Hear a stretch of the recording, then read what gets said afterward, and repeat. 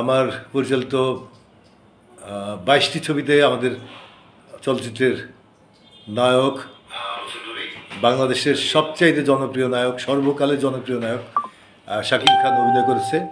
তার সাথে আমার ব্যক্তিগত সম্পর্ক বন্ধুসুলভ, বন্ধুত্বপূর্ণ সম্পর্ক, এবং ব্যক্তিগত জীবনে তার সাথে আমার দীর্ঘদিনের পথ চলা। আমরা একসাথে অনেক ছবির কাজের সুবাদে আমরা অনেক আউটডোর পার করেছি একসাথে। তো আমাদের মধ্যে মানে আত্মিক সম্পর্কটা তৈরি হয়েছে। যদিও আমি 2019-20 সালে সর্বশেষ ছবি বানিয়েছি তাকে নিয়ে, বিদ্রোহী। তারপরে আর ছবি নির্মাণ করিনি, 19 সালে নির্মাণ করিনি। আর আপাতত শাকিব খান ছবি করছে, অনেক বড় বাজারের ছবি। আর আমরা কাজ করার সুবাদে শাকিব খান আমরা একটা টিম ছিলাম একসাথে।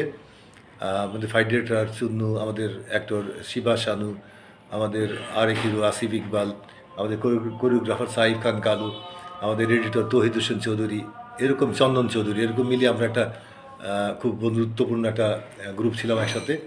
আমরা এখনও সেটা মিস করি। শাকিব খানের সাথে এখনও কোথাও দেখা হলে আমরা জড়িয়ে ধরি একে অপরকে, এবং এই সৌহার্দ্যের জায়গাটা আজীবন থাকবে আমাদের মধ্যে।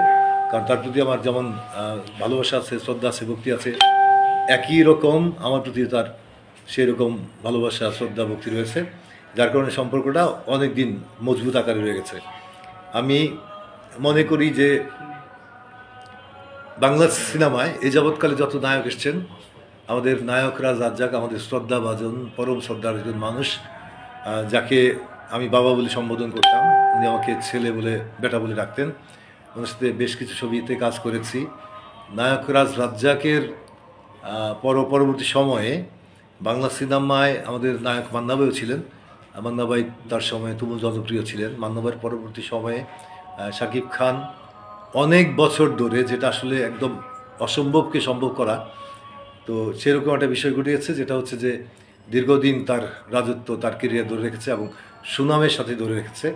এবং আমি বিশ্বাস করি যে আরও বেশ কিছু সময় শাকিব খান এই একই পরিমাণ জনপ্রিয়তা নিয়ে থাকবে।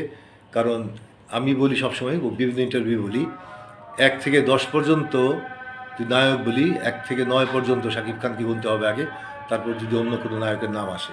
সেটা অনেক নায়ক হয়তো বা ব্যথিত হতে পারেন, কষ্ট পেতে পারেন, কিন্তু আমি বরাবরই এই কথাগুলি বলে থাকি। তো সবাইকে আবারও রমজানের শুভেচ্ছা। আমি প্রথম লাইভে আসলাম।